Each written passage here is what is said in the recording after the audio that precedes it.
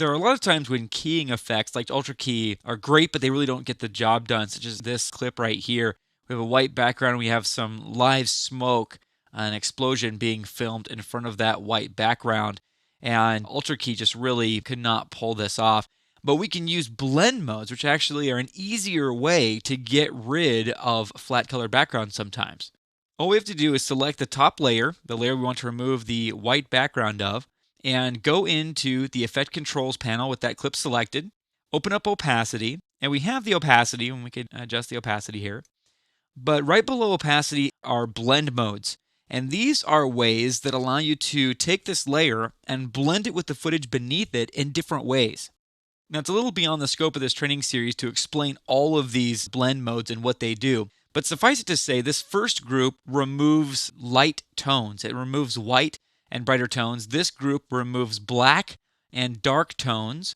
And this group, quite peculiar actually, removes 50% gray. That's mid-tone gray, and tends to brighten highlights and darken shadows. These two tend to create very weird psychedelic effects. The final blend modes blend just what their name implies. For example, hue would take the hue of the top layer, of the blend layer, and blend that into the layers beneath it. Saturation would blend the saturation of the blend layer into the layers beneath it. So what I want to do is get rid of this whiteness here.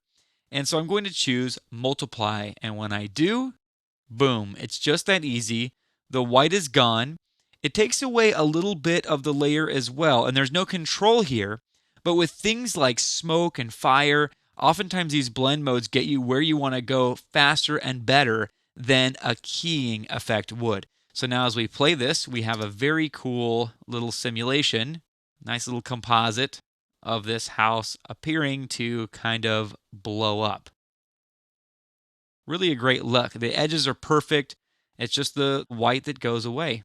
It's a phenomenal look. It looks great. What we could do is add some color adjustment to the houses here and some color adjustment to the smoke to make them look like they belong in the same scene a little bit more.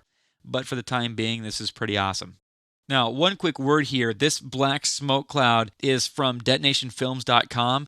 If you are an independent filmmaker and you're looking for things like explosions and fire, bullet shots, blood spatter, that type of thing, if you're looking for good footage of that and you're looking for it really cheap, definitely check out detonationfilms.com as seen in beginning. If I double click this here, detonationfilms.com, and they have really cheap, oftentimes free video clips like this that they give away for very cheap, sometimes just a few dollars, really high quality stuff that you can use in your projects.